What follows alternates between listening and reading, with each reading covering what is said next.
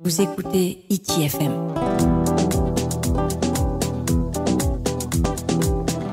Hiti FM, la plus belle des radios.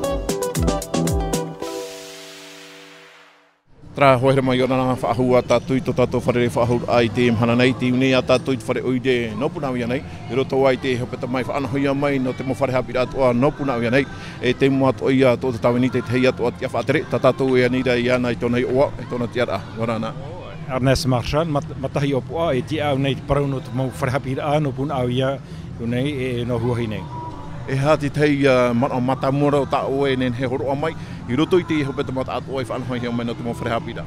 E nā mua roa e parau oa, in hawa tupu mai te hepetoma no te mo whare haapiiraa no Punaauia nei. O ia e tamatou wha, o ia ia wha i te itehia, ia wha i tehia te mo te haapiiraa e haamohia nei, i roto te mo whare haapiiraa, ia i te mo metua hoara, e te mo ata e tauturu mai a mātou, e mai te whare oire, e te ohipa e atupuhia nei.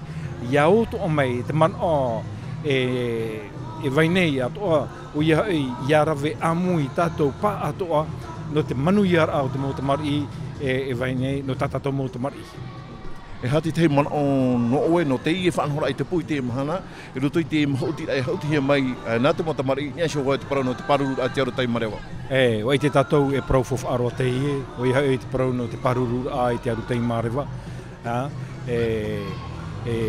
Ni ai te tumu parau a hauti mai, ua whaanho mai, e ua whainini mai o e hauti a te ata. Te mari, te mari, e te mau orometu hapi.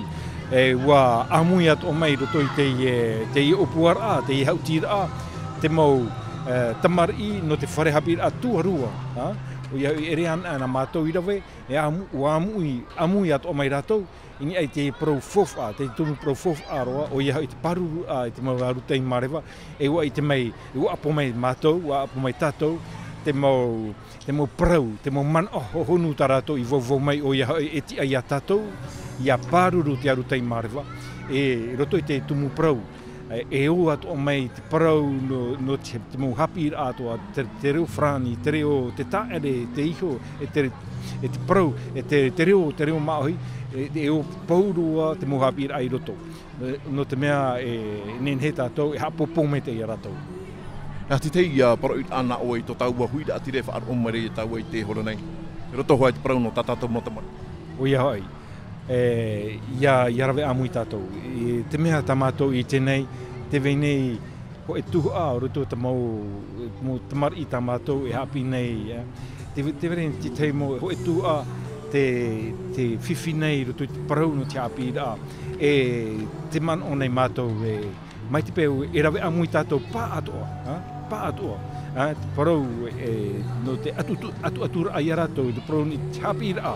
E re te haapiiraa te parau noa no tō mātou nei pā, mo orometu hapi, e parau rā, nā tātou pā ato, no tā manu iara te tātou ara o te mutamari, e vai nei, i o nei, Punaauia nei. Mana hopea no oe, mana o haamaruru rā pā?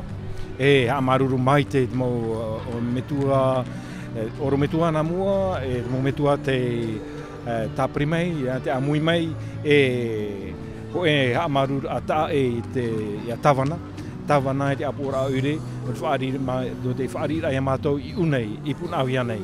Traia e te man o nei au e atupu ahua te hepetoma no te mo whare haapiiraa no Punaauia, te mataheti haere mai nei. Maruru mai te. Maruru mai te. Vous écoutez Hiti FM.